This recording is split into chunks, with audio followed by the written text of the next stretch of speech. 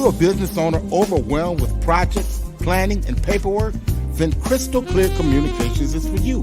Crystal Clear Communications provide business services to help you get back to what you love. From proposal development to social media and newsletters, Crystal Clear Communications help business owners get more done. Give Crystal a call at 419-215-0735 or just visit her on Facebook at Crystal Clear Communications.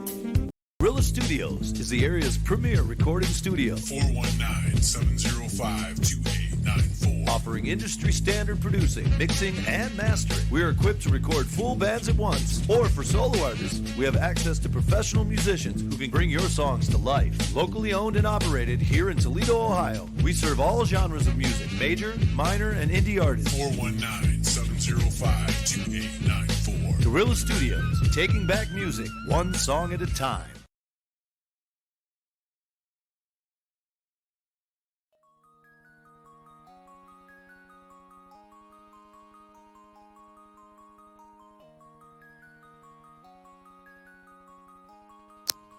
Hey, Taylor Rapp here from the LA Rams. Shout out to Steve Taylor, the real sports guy, and the honorary Ram. When Steve talks sports, you better listen. Thanks, Steve from the Rams, for your continued support and love. We are taking it all the way this year, but you already know that. Go Rams.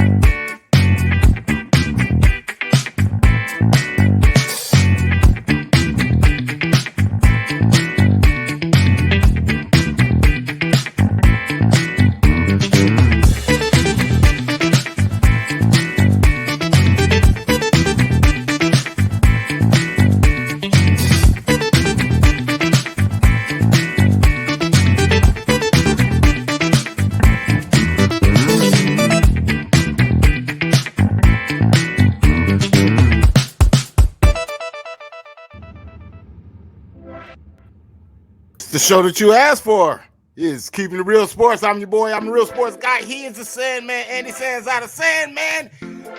Super Bowl is up on us. Yeah, one more week, buddy. I know you. Obviously, you can't wait based on the swag today. But so, can you feel the swag? Do you see the drip? Do you see the drip? Do you see it? Do you see it? Do you see it?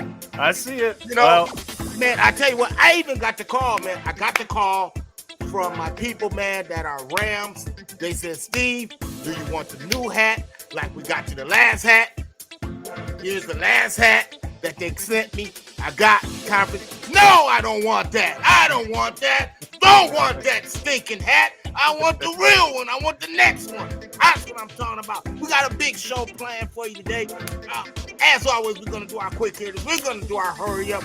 We're going to sound off as usual. We'll break down the championship game from last week, and we'll play the blame game. And, of course, we're going to give you the BDI, and Andy is going to give you his first NHL midseason report. We're going to do all of that next. Let's get to the quick hitters. Let's get to it. Quick hitters.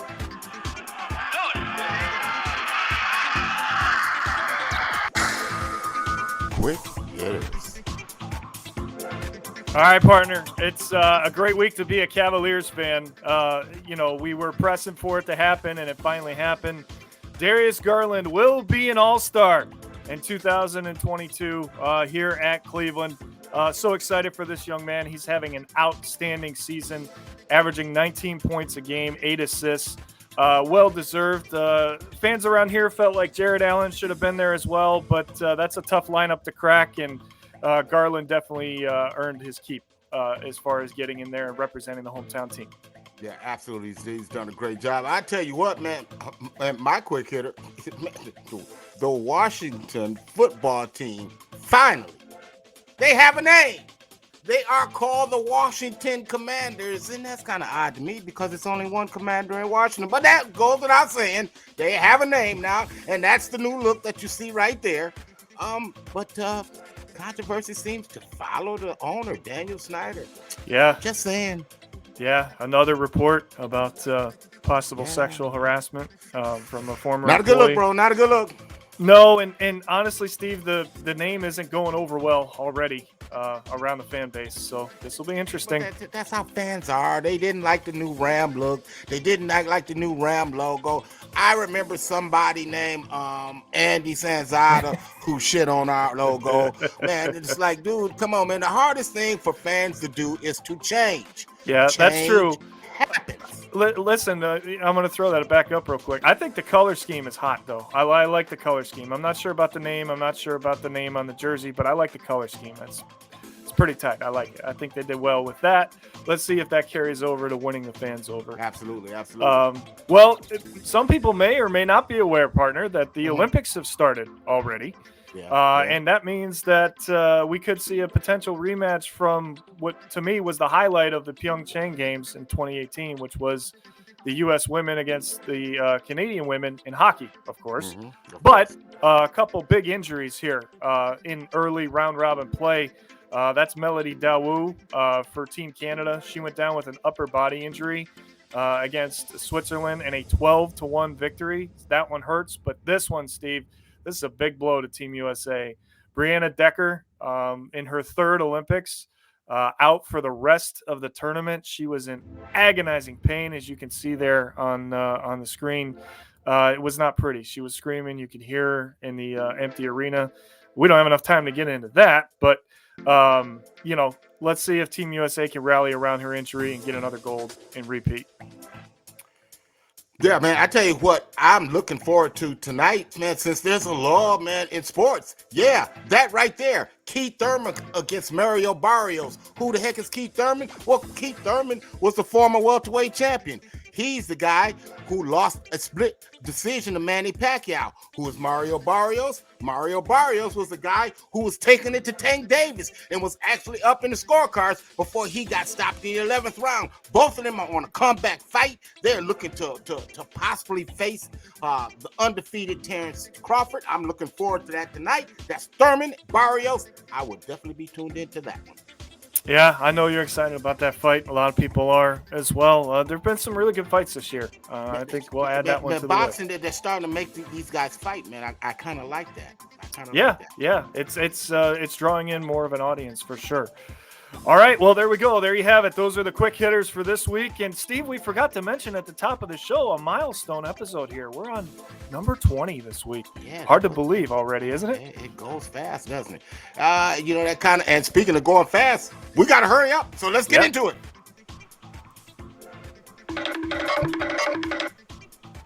Hurry up.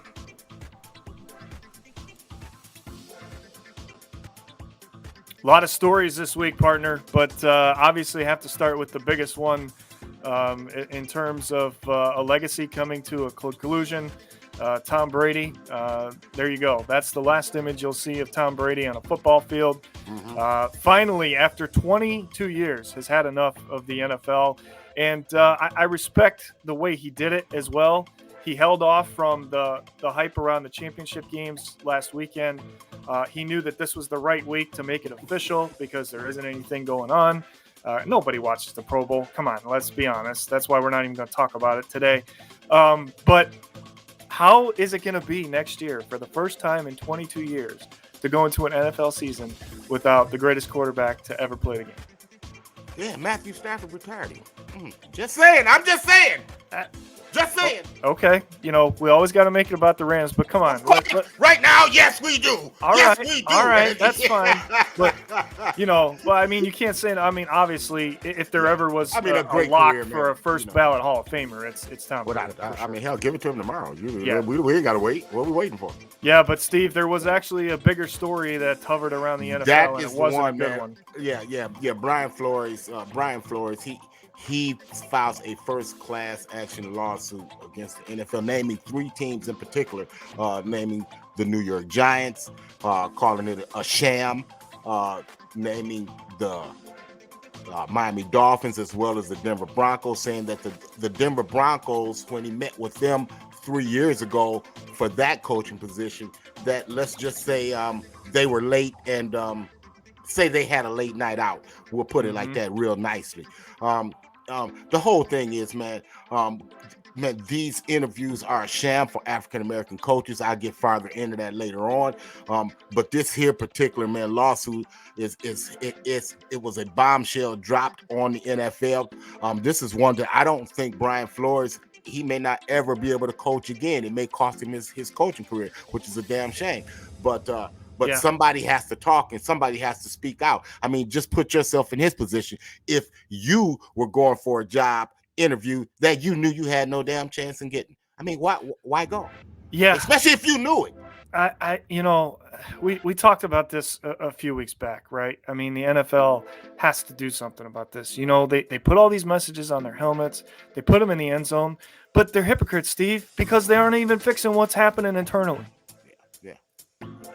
All right, moving on. We had a hell of a weekend last weekend. We had the the championships games with the AFC and the NFC championships, both of them not anticlimactic.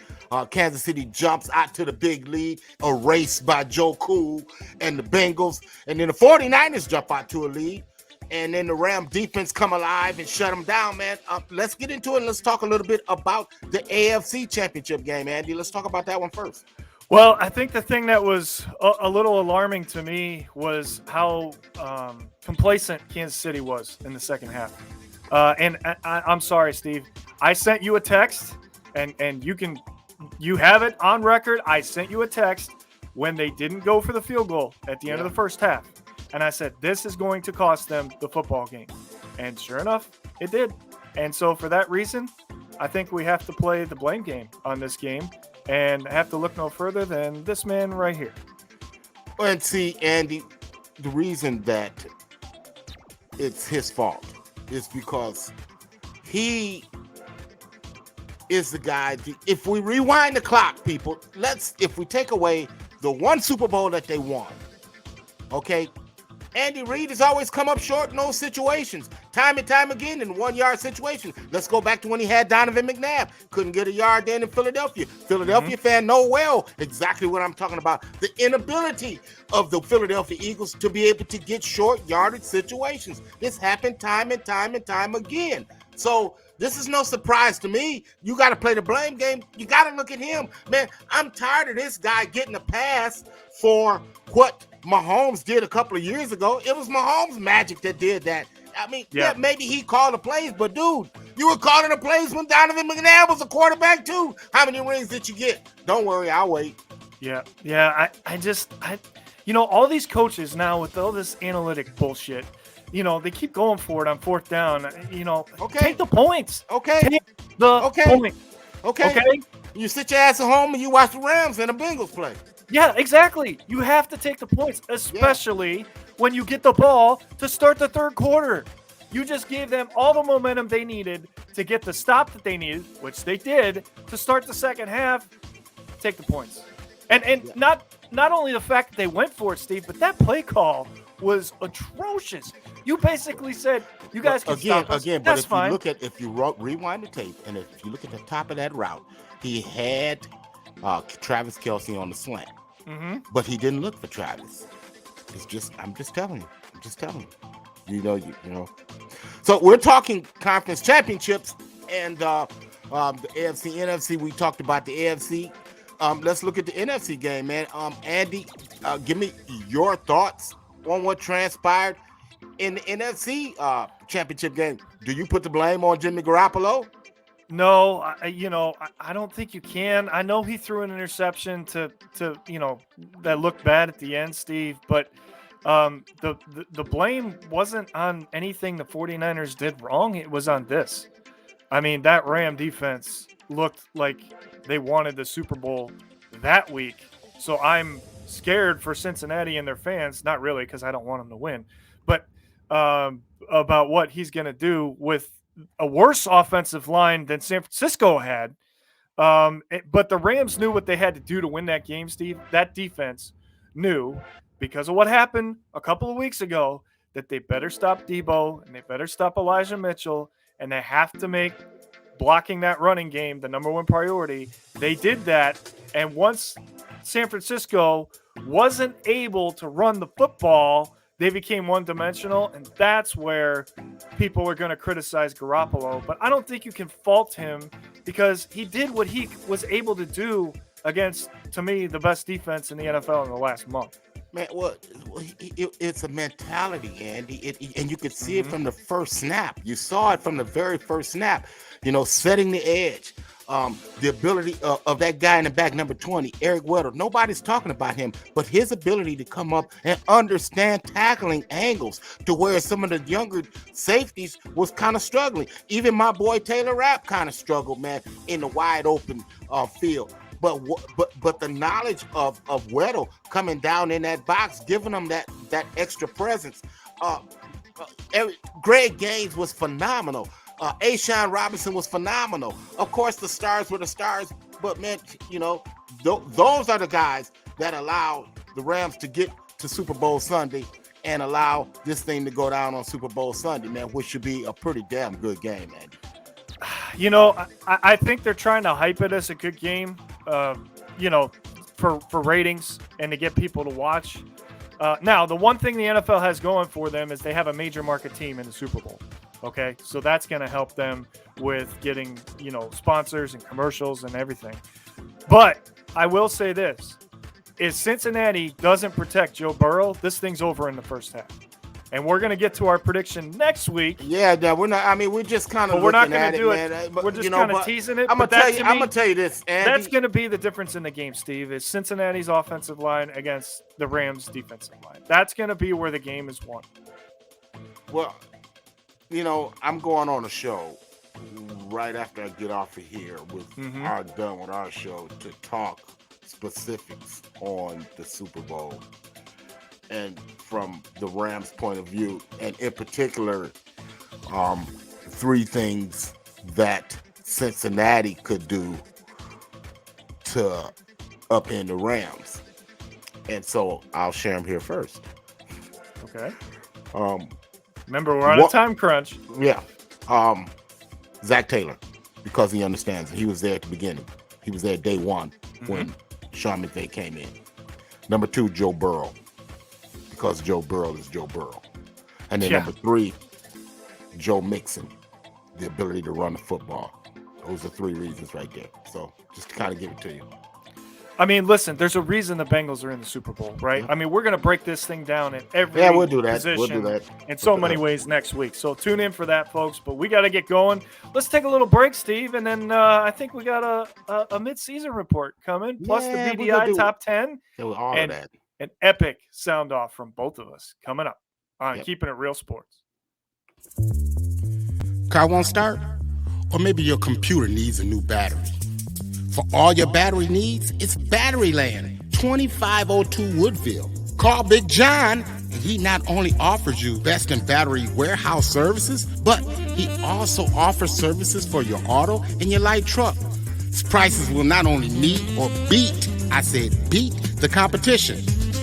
Batteryland, 2502 Woodville. Give him a call today, 419-691-2000. That's Batteryland, your battery warehouse.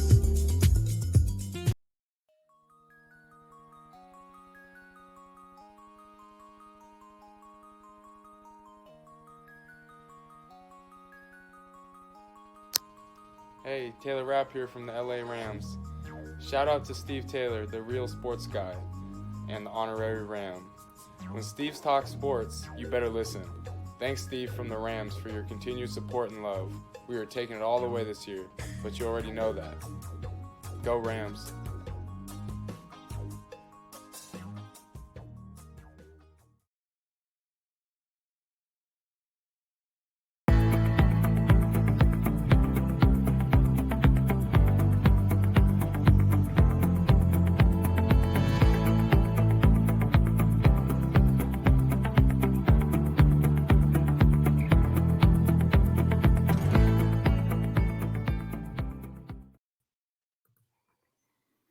Welcome back to Keeping It Real Sports. I am the Sandman, Andy Sanzada. He is the real sports guy, Steve Taylor. And My friend, it's hard to believe, but it is All-Star weekend in the NHL.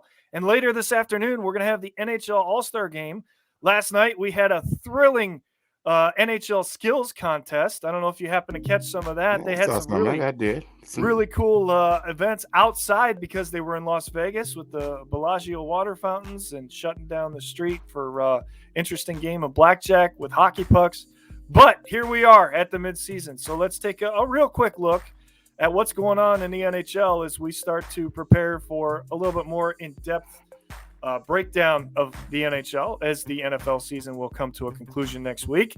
But here you go, Steve. These are the 10 best teams based on points alone in the standings right now. At the top, you've got the Florida Panthers at 69 points. Colorado, who was once again my Stanley Cup pick. I got it wrong last year. I'm not going to get it wrong this year. I'm standing by that.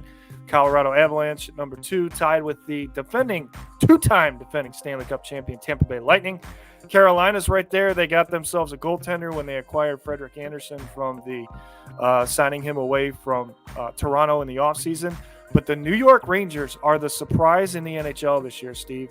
Igor Shesterkin is playing better than any other goaltender in the league, and Artemi Panarin is starting to look like the $10 million player he was supposed to be a couple years ago when they got him from Columbus.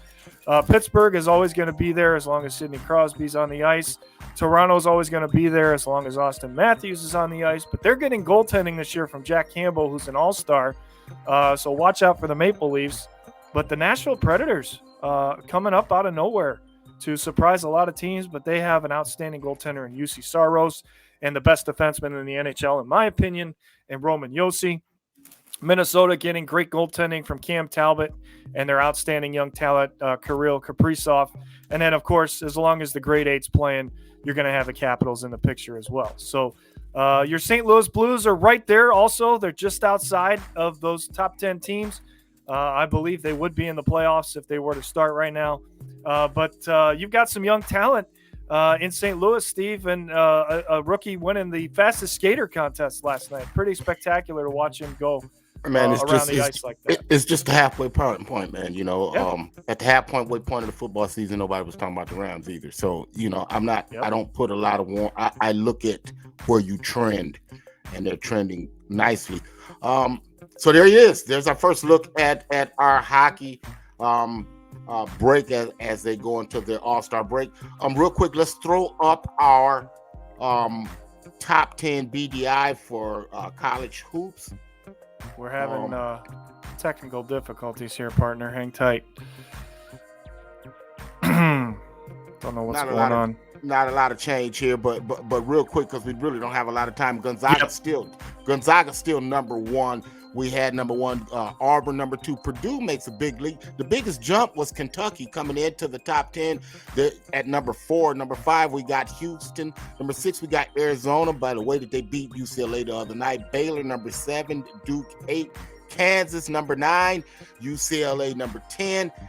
And Andy, man, really,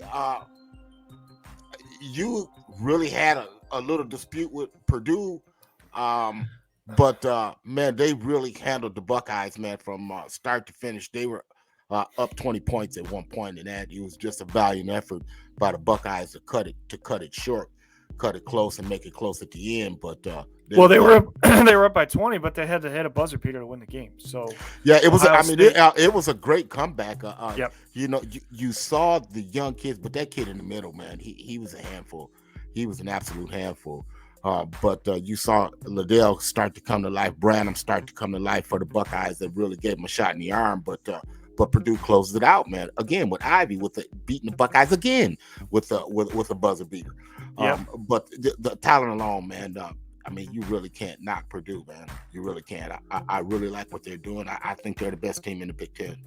Yeah, I mean, we've said that all along. I just my only gripe was putting them as high as 3. I thought they should have moved up to 5 because the way Kentucky's playing, I think that they're number 3 right now. But you know, it's apples and oranges really. Toshiba just had a big game, the kind of game that the transfer from West Virginia finally had the game that I expected him to have. I mean, this dude leads the nation in rebounds. but he finally put it together on both ends, and it wasn't just Toshiba. It was just an all-out bushwhacking on the boards, man, for Kentucky. They really went after Kansas, and they really got after them on the defensive end. So, partner, as you know, we've been in a lot of live broadcasts before where things don't always go right? Correct. So I'm telling people on live television we're having technical difficulties on the back end, so you're going to have to run the rest of the show on your end, partner. But I don't know what's going on here, but hopefully I won't drop out of the broadcast. So, I'm not going to touch anything. I'm going to let you run it from here on the production side. But yeah, I mean, Gonzaga, that's the third week in a row, Steve, that they've been number one, and third week in a row that we've had Auburn at 2, and I don't think that's going to change anytime soon. Yeah. So here we go, man. So Andy, that brings us to sound off, man. Well, you and I are both sounding off on the same topic, just in different directions, if you will. Sorry. If you would throw that one up there for me with Haslam and Hugh Jackson. So Hugh Jackson comes out after Brian Flores comes out with his lawsuit and says, hey, I tried to tell you guys a while ago that Jimmy Haslam was paying me to lose football games. Okay.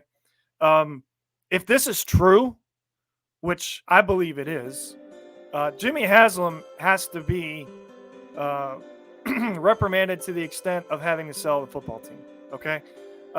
This has been going on in Cleveland for way too long, Steve. Way too long.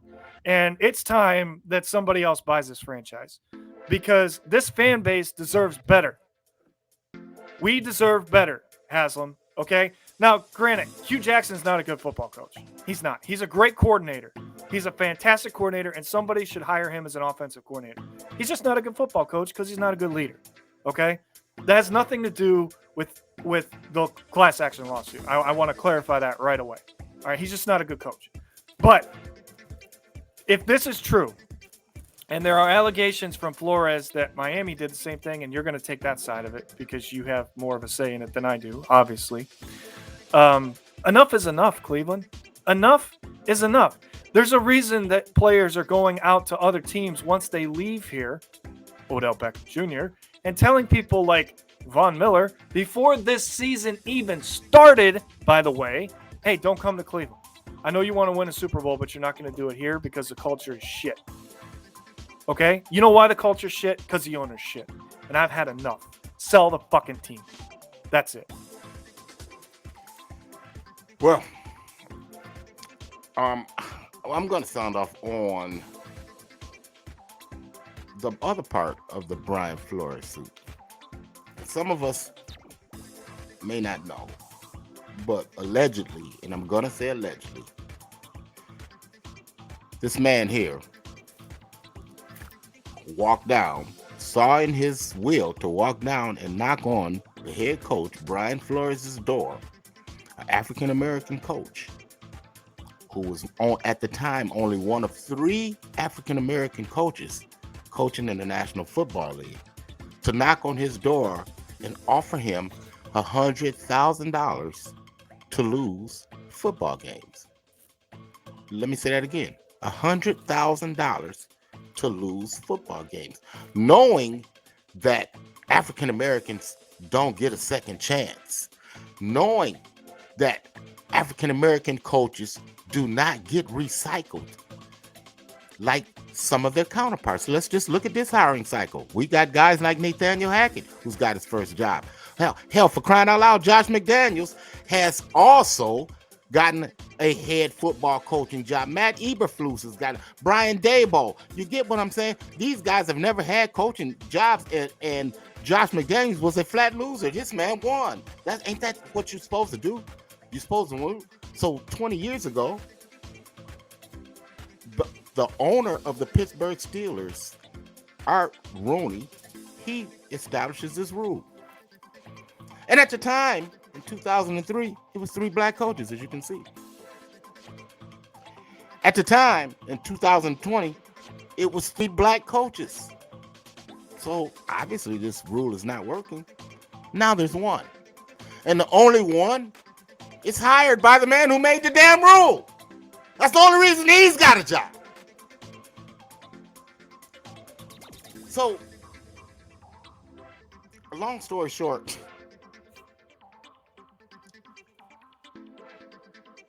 for a league that is employed by 73% African Americans, and we only have one African American coach, and you can kill me miss me with the two other minorities, Rivera and Robert Saleh. You can miss me with that. We're talking about black coaches. We're talking about black coaches. I mean, has anybody mentioned Eric Bieniemy's name for a coaching job? Don't worry, I'll wait. It's not getting any better. Got to fix it. That's my sound off for the week, my friend.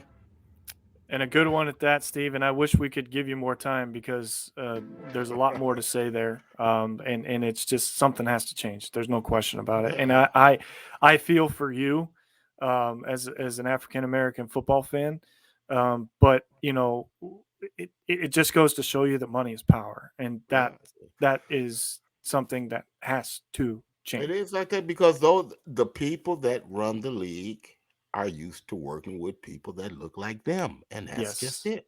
Yep, and that's it. So there it is. Another week is in the books. 20 episodes. Congratulations, partner. We're only getting started. It's hey man, it's gonna get greater just a little bit later. We thank each and every last one of you. Remember to comment, drop a comment. Those comments definitely help with the algorithms. We definitely appreciate that. And until next week, we wish you love and peace. Deuces.